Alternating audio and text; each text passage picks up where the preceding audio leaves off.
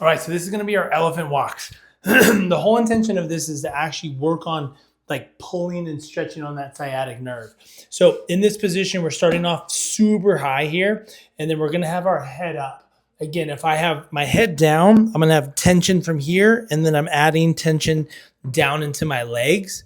So the whole point here is to have some slack down below, okay? So I wanna have head up, and then from here, the more I drop my belly and kind of stick my butt out, I create more of a 90-degree turn here. So we're going to play with both that position and having a little bit of tucked in, but our head's going to be up, okay?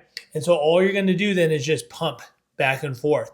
We want to get to a level where we don't feel like sciatic pain, but we feel a tension or a pull, similar to what would be like a tighter hamstring, and or some tension down into the calf. So as you're doing this, I want you to determine, do I feel more of that pull with a tucked tailbone or with a flatter back? That's going to determine the direction you need to go.